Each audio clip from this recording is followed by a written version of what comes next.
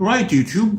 This is a short video I'm making to demonstrate a couple of hacks to keep your kinetic watches charged. This is the first one. This requires the presence of a dedicated charger. This charger right here is for the Philips Imageo candlelight system. This was a system of electric candles that was created by Philips.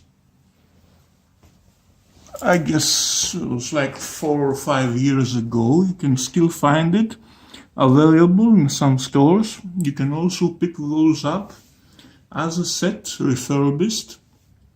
Those were the candles. Those candles were, those are not charged at the moment.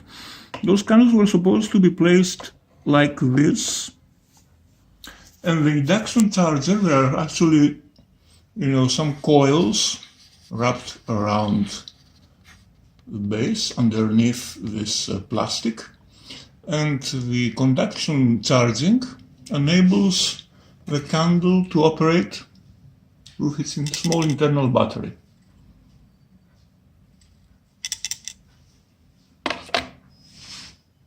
Now these sets typically are sets for 3 candles, so you get your 3 electric candles and the charger. Now the charger happens to also be able to charge a kinetic engine. This here is a CBCW003 Scuba Master from the 90s.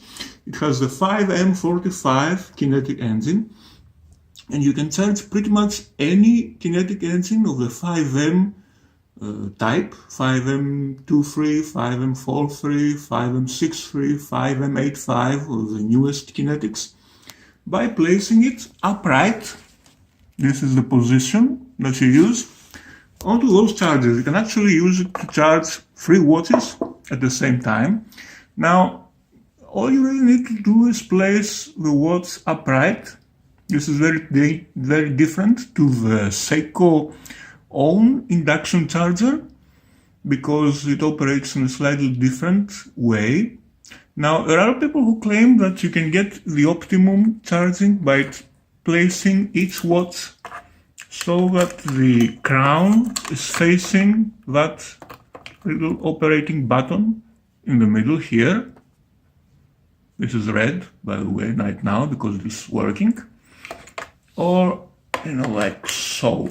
But I've found that the main really thing is to just keep it vertical.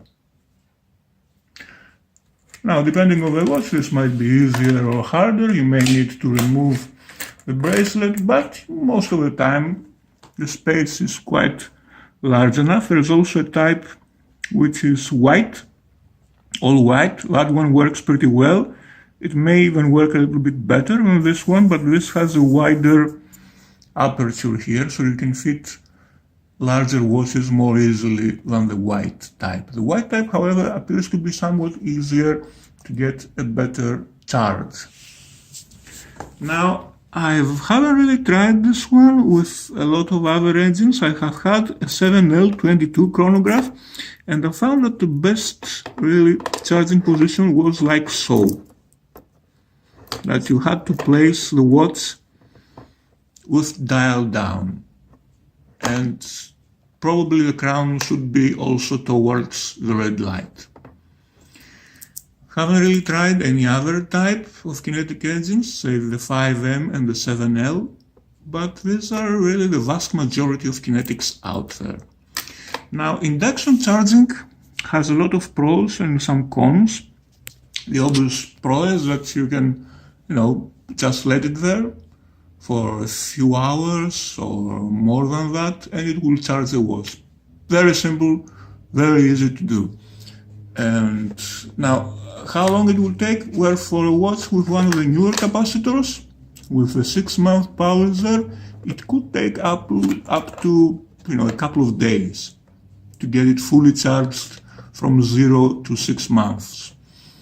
And the thing you have to notice is that these have a charging cycle of about 8 hours. So if you place it here, And if you leave it like that, you cannot just leave it for a couple of days because it will switch off after 8 hours. So you need to check on that periodically. Now, the sign that it's getting enough charge is that the watch will become slightly warm to the touch, depending, of course, on how large the case is. This one being quite a fat case, it won't become quite as warm, but getting warm to the touch is a sure sign that it's actually getting its charge, just like your cell phone gets warm to the touch once you charge it. The cons, well, one of it is exactly the temperature, because people are saying, well, you know, temperature, high temperature is an enemy of any lithium battery, and this should be no exception. So once you use it a lot of times, then probably the battery will get degraded faster.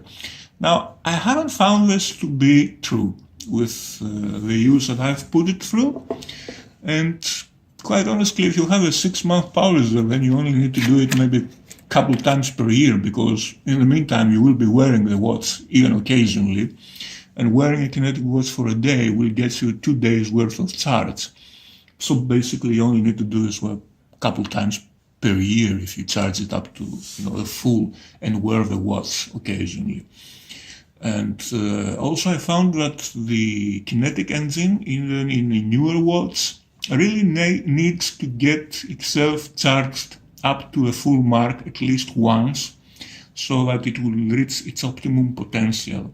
If it doesn't, if your watch is lingering, you know, to the 1 week mark, then you're not getting the full effect and full potential of your battery, and you really need to get it fully charged. I've seen it in new watches.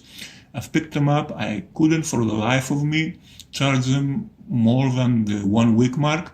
I've placed them inside one of those, got them fully charged, and then it just took off from there, and they kept their charge really well.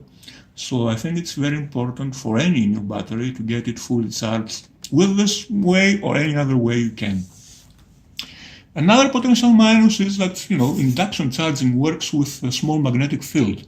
And the magnetic field that's produced by the small coil in there is picked up by the 2 coils that are inside any kinetic engine, and it's producing the electric charge that is needed to charge up the battery. So you're thinking, what? Wait, am I placing this watch in magnetic field?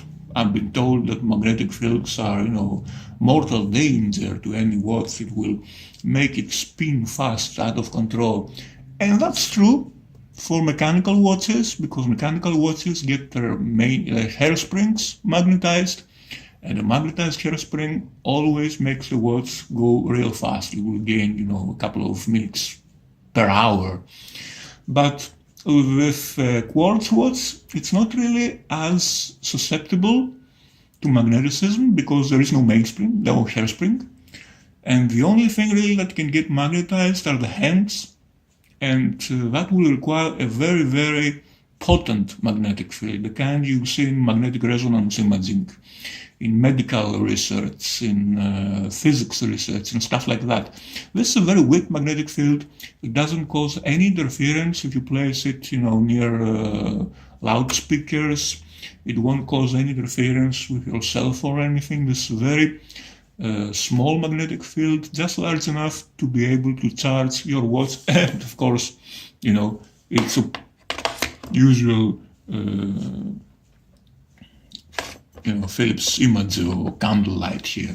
So, and basically inside any kinetic watch there are 2 coils that also produce their own magnetic field. So how can you be really afraid of magneticism from outside with a weak magnetic field when the coils inside your very watch also produce their own minute magnetic field just by operating? Because, you know, they are coils. Any coil by definition is producing a very weak magnetic field.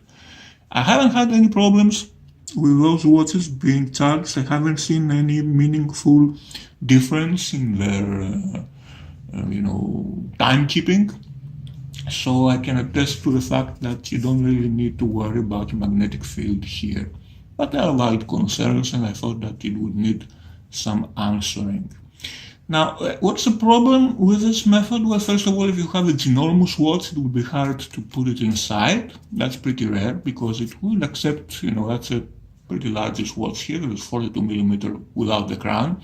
So I guess any Imageo charger will accept anything up to 45, 46mm without major hassle.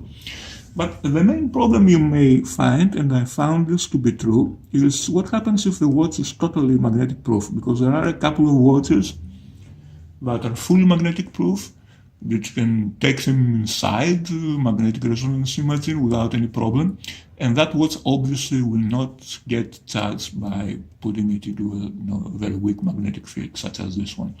For those instances, and for the instance, of course, that you cannot get one of those, right now you can. I've picked one of those refurbished with a set of candle lights that wouldn't work, but I didn't really care because, I don't need the candle lights. This set, I got it brand new and it does work. It's pretty nifty for the missus, if you like this sort of stuff. Women do. And I got a set with a set of candle lights that wouldn't work, that the batteries got wasted because they hadn't been charged for a long time. And I got it for like $7 from a German seller. And occasionally you will be able to get a couple of those, chargers for various few cash. It's worth hunting after them. I have a couple of sets now. Have this one for the office and one for home. It's an overkill, I know, but I used to have, like 7 or 8 kinetic watches. Now I'm down to 3. So if you can't find one of those, the toothbrush solution can be a pain. I don't really recommend that. But there is another solution that I'll be presenting in the second part of this video, and that's using a vinyl records platter, a turntable system. Let's pause now and I will go to that. Right, so this is the alternate method. What we have here is a record player, a vinyl record turntable, in which I have used some adhesive tape to tape the watch in question vertically on the platter, and I've set it in motion in 45 RPM. This is a pretty small turntable. It would be 100. It fits the bill because it's very light, and I don't really use it for its original purpose. I have taped the arm over there so that it's fixed on a playing position, and the platter keeps on turning, and this way it slowly charges up the movement. Now this is obviously much more natural. Yeah, I know it seems very funny, but it is a much more natural way of charging a kinetic watch. It does use the swing like a pendulum. How fast it is? Well, it's it takes about an hour to gain a day's worth of power reserve. So I guess if you leave it playing for the evening, you get a week, and in a couple of days you have a month. Now, the particular watch is a direct drive watch. It only comes with 1 month's power reserve anyway. So I guess it's a good compromise because, as I said, this particular watch is fully magnetic resistant, so the Imageo or any other really inductive charging method will not work. Obviously, you can charge any watch you want this way, but it will be quite slower, and it will be rather messy because you will need some way of turning it, to spinning that around. You will need to have some space and leave this one unattended for quite some time, but it will get the job done. So can't really complain. Quite a hack, but a useful one. Obviously, if you are planning to use it on a watch with a 6-month power reserve, it will take a while to charge it all the way up. But hey, to each his own. I'm using both methods. I wish this one charged on the Imageo, but it doesn't. So I'm using this one, since I have a large collection, and charging it up to a month power reserve. If I wear the watch, a couple of days per week, maybe I'll need to recharge it after a couple of months or so, which is not bad. I've tried taping it horizontally, but it didn't do much good. I found that the vertical position actually helps winding it quite a bit more. As you can see, I've placed it at an angle. This is a 45-degree angle on this chair.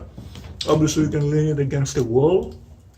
Now, if you have one of those players that does 78 RPM, probably it would be better. As you've also noticed, this is a reduced size platter. It's not a full size platter. I guess that if I had a larger platter and I could tape it near the edge, it would also improve, winding efficiency. This is quite a small platter. Obviously, the farther away from the center it could be taped, the larger degree of centrifugal force would be applied to the watch. So if you have a larger platter, it will probably be more efficient, even more so if you have something with 78 RPM. Now I've removed the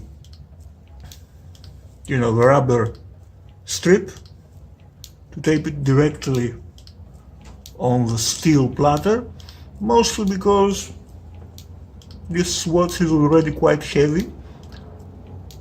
It's a very large watch, 48mm piece, and usually a platter will complain if you load it up with a really heavy watch. So there you have it. Hope you enjoyed this video with these two hacks you can use different levels of efficiency to wind your kinetics. Thanks for watching.